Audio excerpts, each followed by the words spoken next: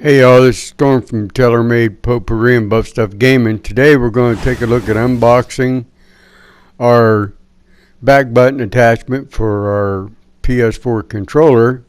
What it does is it adds extra buttons you can assign to like your L1, R1, L2, R2, different ones. So let's go ahead and open up the box and see what we got.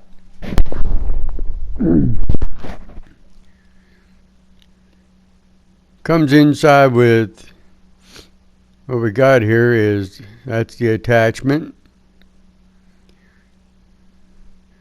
Comes with the instructions, of course, and important information notice about how to plug it into your controller, how to hold it and everything else. And that is very important because you cannot move it side to side. It has to slide straight in. And the way it works, once you plug it in, you'll assign the buttons to it. It has a small digital screen on the bottom. You can see there.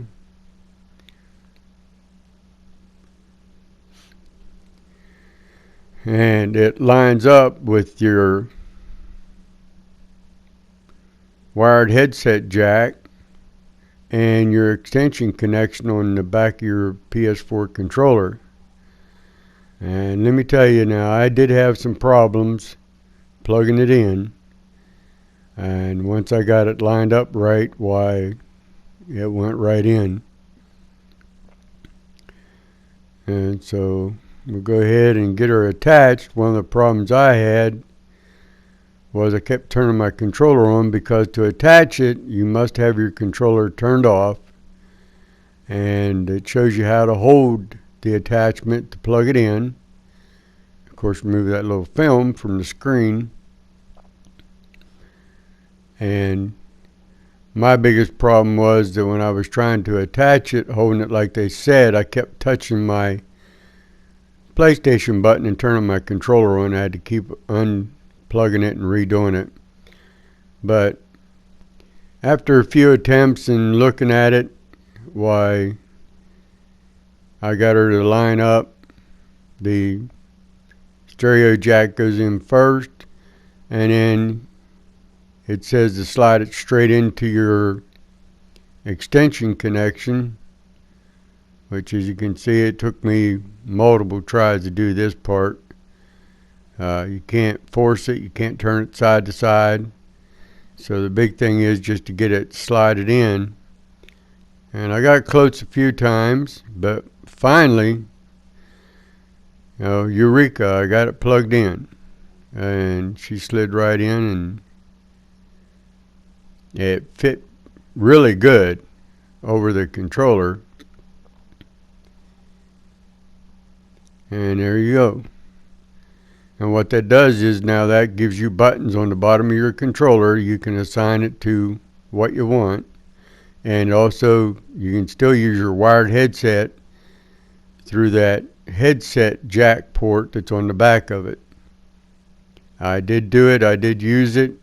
It is a little bit bulkier, and it's something you have to get used to because it changes the position of your fingers and how you hold your controller, and a little bit more bulkier. And so what you do is you turn on, you press the button and turn on that screen, and those little pads you take and you just touch them and assign the button that you want to use it for. You can scroll through all the buttons that are on your controller, and once you get to the one you want, and then you program the other side. And apologize for the camera work because I'm shooting this off my PS4 camera. I can't afford no fancy studio cameras and all that. But once you get it assigned to what you want, all you got to do then is to take and press that button there, that screen that's flashing, You just press it, and there'll be a little circle, and there she's done. It's programmed, and the profile's changed for whatever buttons you assign it to. Like I said, it's a little bit bulky and something you have to get used to. Because me, I always have my thumbs towards the center, and when I'm up on my controller, why, it did accidentally a few times, I did hit the buttons underneath from just the way I was gripping the controller. The other problem I had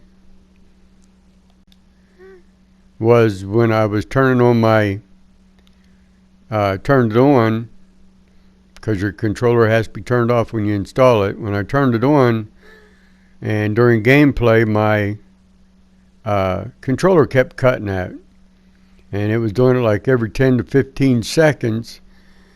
So what I did was got it attached, took it off, plugged it back in, did a reset, and I turned off my PS4, and restarted it, and I took and had my turned on my controller with the attachment on the back of it, and it seemed to do a little bit better. It did make it easier for me to use it for the L1 R1, but your fingers do get tired, and it's something you have to get used to. But that's a quick look at unboxing our back button attachment for the PS4 controller. And I said it's something you have to get used to. Definitely. I keep playing with it and just get the feel of it. And another thing, as always, I'm a retired Air Force veteran, disabled veteran. I do enjoy playing video games. You know, just because you're 60-something years old doesn't mean you can't play.